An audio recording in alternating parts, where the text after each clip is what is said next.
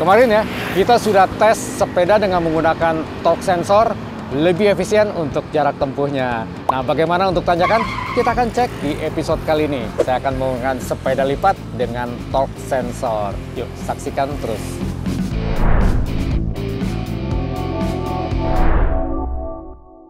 Halo, welcome back to channel EVholic, channel yang membahas beragam hal tentang electric vehicle. Saya Ibeng.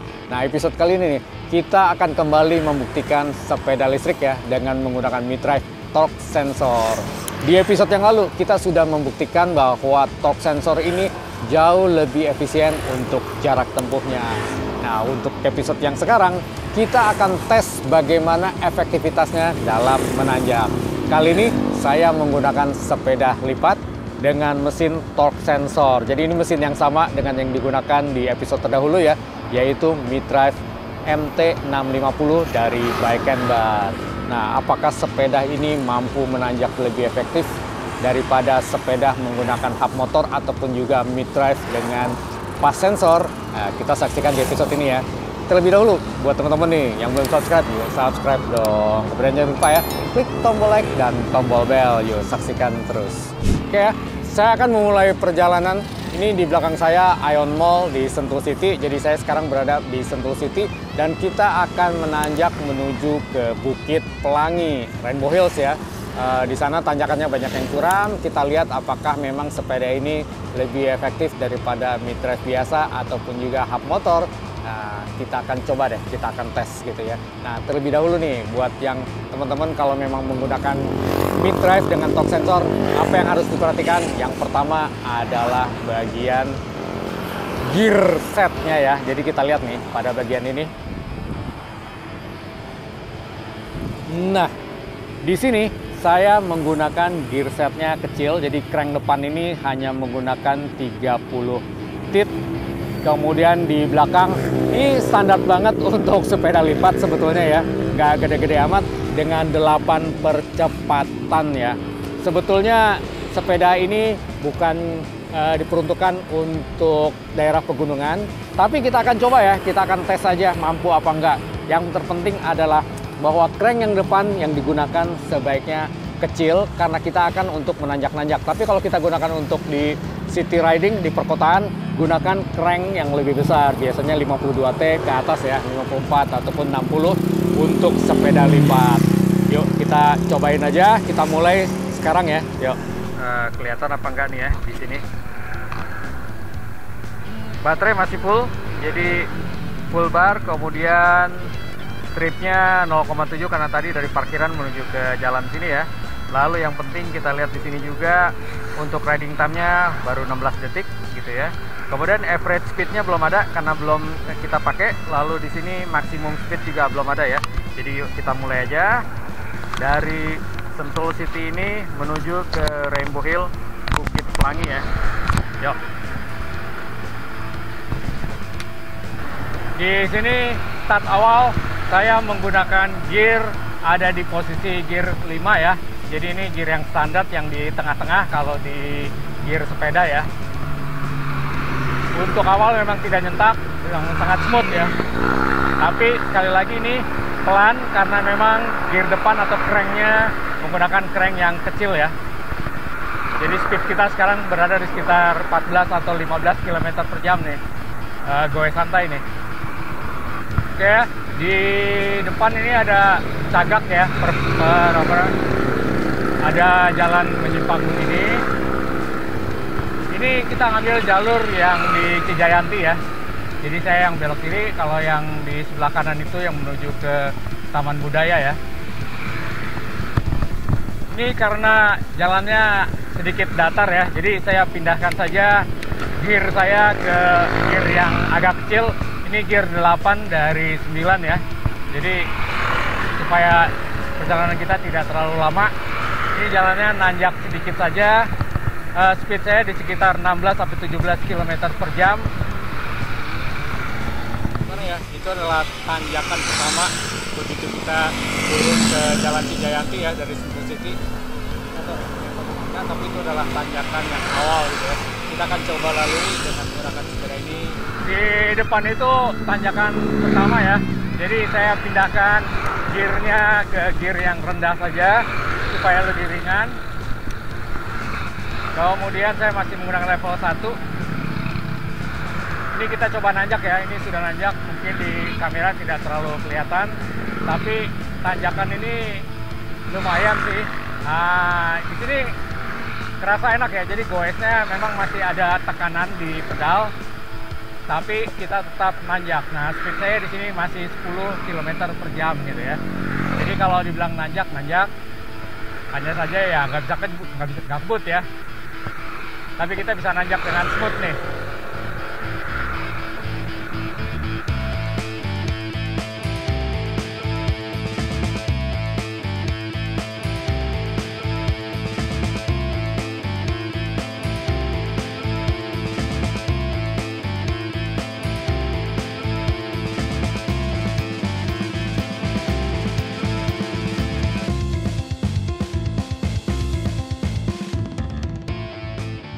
Di belakang sana tuh tanjakannya cukup panjang ya, jadi ini memang sangat melelahkan dan juga resistensi untuk mesin sepeda listrik biasanya ya. Kita akan buktikan aja sepeda torque sensor ini bisa lewatin jalan tanjakan panjang seperti ini apa enggak ya. Di belakang tuh tadi ada pesepeda yang tuntun baik. Kita lihat aja deh, ini bisa apa enggak ya. Yuk kita lanjut.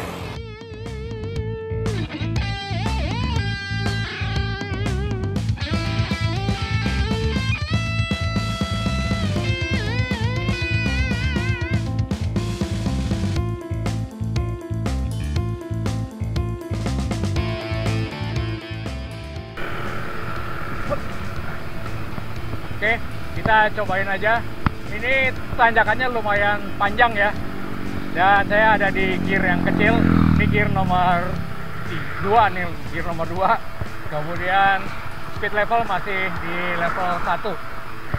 Speed tanjakan sekitar 10 km per jam. Ini masih bisa nanjak sih.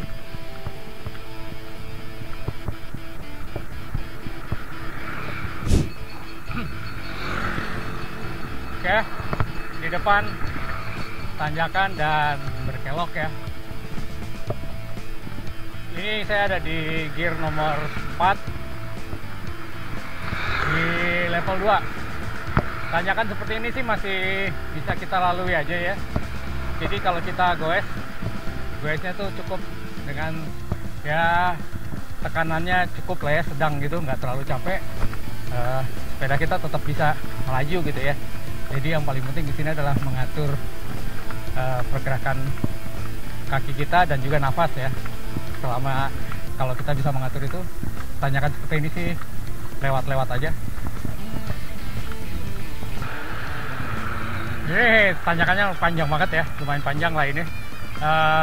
Saya ada di gear nomor 3, kemudian speed level 2. Kecepatan saya sekitar 8 atau 9 km per jam ya. Sampai 10 km per jam. Ini masih nanjak sih. Ini di depan sana sudah dekat dengan Rainbow Hills ya. Jadi Golf Rainbow Hills.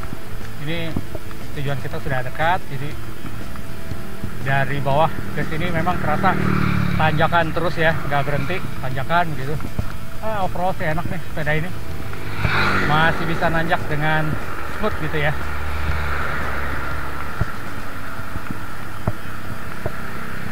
Ini masih tanjakan ya, mungkin di kamera tidak terlalu kelihatan, tapi yang sudah sering ke Sentul tahu lah. Di sini tanjakannya cukup panjang ya, jadi kita belok kanan nih.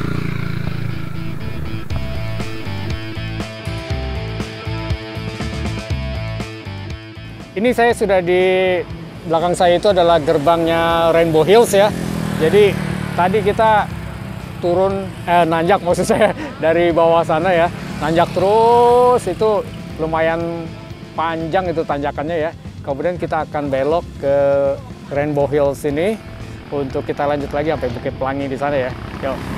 Sementara ini sih dari bawah ya tadi ya, dari bawah sampai ke sini cukup kerasa sih nanjaknya. Jadi artinya tekanan pada pedal itu ada ya. Jadi kita seperti orang menggoes sepeda tapi tidak terlalu berat. Dan ini enaknya dari torque sensor seperti ini nih. Jadi dia ngikutin irama atau tekanan pedal kita. Semakin kita pedal kencang, maka tenaga yang keluar, power yang keluar juga lebih besar gitu. Jadi memang efektif banget untuk nanjak-nanjak gitu ya. Kita akan lanjut aja menuju ke Bukit Pelangi ya. Yuk. Oke, kita masuk ke gerbangnya Rainbow Hills.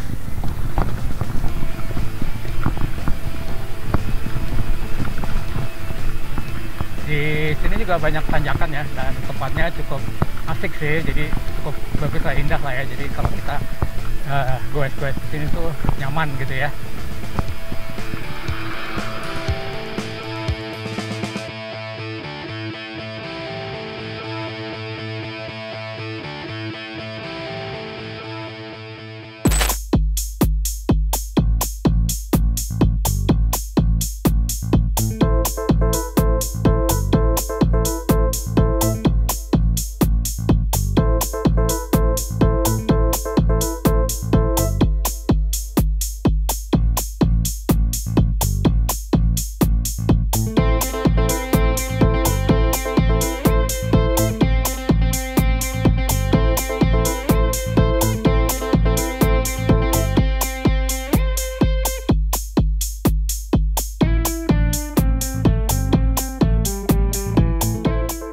Ini saya masih di Rainbow Hills ya.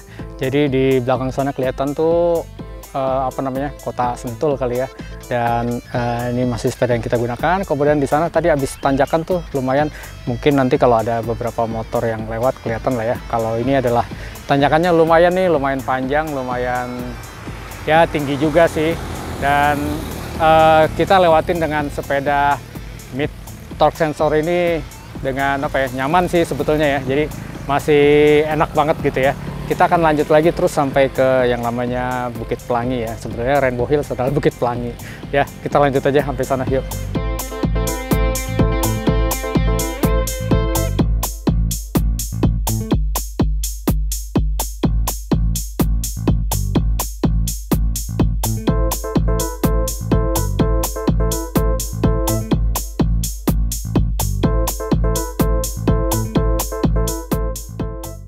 Nah, ini kita sudah sampai di Pelangi Park ya, ini di daerah Bukit Pelangi sini. Kita tadi goes dari bawah, dari Sentul ya, dari Sentul City, depan Ion Mall sampai ke sini banyak tanjakan, dan tanjakannya ada yang curam, tapi yang lebih menantang sebetulnya adalah tanjakan yang panjang. Karena tanjakan yang panjang itu adalah musuh utamanya dari mesin elektrik gitu ya. Kalau tanjakannya curam tapi pendek biasanya bisa terlampaui dengan mudah. Tapi kalau tanjakannya panjang itu yang akan menyebabkan biasanya controller panas, overheat, ataupun menyebabkan dinamonya gosong gitu ya, hangus gitu ya. Nah, sampai di sini mesin torque sensor dari Beckenbach ini ya, menggunakan 650 watt, sampai saat ini masih aman-aman aja dan terasa nyaman untuk kita goes ya. Jadi feelingnya adalah benar-benar seperti kita menggoes sepeda. Ada capeknya karena kita harus menekan pedal gitu ya. Hanya saja kita benar-benar mendapat bantuan power dari mesin ini yang disalurkan ke crank kemudian ke gear belakang. Sehingga penting sekali ya untuk menggunakan sepeda ini adalah pengetahuan bersepeda. Bagaimana kapan menggunakan gear yang pas. Nah, kalau kita biasa bersepeda, cocok menggunakan model torque sensor seperti ini. Tapi kalau misalkan kita awam dan jarang bersepeda, kita ingin sepertinya tinggal naik, goes sedikit, langsung kenceng, ser begitu, model mid torque seperti ini tidak cocok gitu ya. Cocoknya kalau yang seperti itu menggunakan pedal assist atau orang sering bilang cadence sensor gitu ya. Kalau yang ini cocoknya adalah untuk orang yang senang bersepeda, benar-benar feeling seperti bersepeda, menggunakan gear yang tepat, pindah kiri, kanan, atas, bawah, dan seterusnya gitu ya. Nah, sampai saat ini kita akan lihat aja perjalanan kita lewat trip meternya kita di sini ya. Mudah-mudahan kelihatan. Kelihatan nggak ya? Karena agak sedikit terang nih. Baterai sisa 2 ya, dari 5 berarti ada 3. Ini kan tanjakan terus, jadi benar-benar menghabiskan baterai ya. Kemudian kalau dari tripnya sampai sini sudah 13,2 km ya, 13,2. Ini agak sedikit susah nih karena gelap ya. 13,2. Kemudian juga kalau untuk time-nya 2 jam 10 menit ya. Jadi dari bawah ke sini tadi 2 jam 10 menit. Mungkin waktu menggoesnya nggak selama itu ya, karena saya banyak berhenti dan kemudian biasanya take kamera dulu, setting kamera, taruh kamera, turun ke bawah, naik lagi dan seterusnya gitu ya. Jadi benar-benar takes time ya. Mungkin waktu untuk menggoesnya kalau rata-rata kecepatan kita lihatnya di sini rata-rata kecepatannya ada berapa ya? Di average-nya adalah di 6 km per jam. Mungkin karena tanjakan ya. Jadi average-nya di 6 km per jam, tapi kita nanjak terus. Jadi nggak perlu berhenti, nggak perlu tuntun bike nih. Nah gitu ya. Jadi overall kalau menurut saya sih, kalau kita senang bersepeda, memang mesin torque sensor seperti ini tuh sangat cocok gitu ya. Sampai kita di tanjakan-tanjakan tadi kerasa gitu ya, nanjak agak berat, tapi kita tetap bisa goes begitu ya. Asal irama kita diatur, kemudian napas kita diatur, pasti nanjak. Kecepatan tadi di tanjakan rata-rata sih 7 sampai 10 km per jam sih.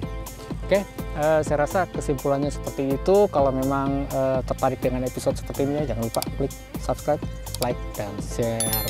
Kalau ada pertanyaan tentang torque sensor ataupun juga cadence sensor atau pas pedal assist ya, silahkan komentar di bawah ini. Dan buat teman-teman yang belum nonton episode kita sebelumnya yang menggunakan torque sensor untuk jarak tempuh yang jauh, silahkan dilihat di episode sebelumnya gitu ya. Dan untuk proses pembuatan sepeda ini bisa lihat di episodenya Bengkel Last Click Aluminium. Jadi semuanya sudah kita bahas di EVholic ya. Untuk itu, see you next time.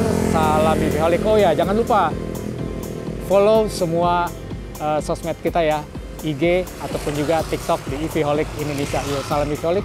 See you next time.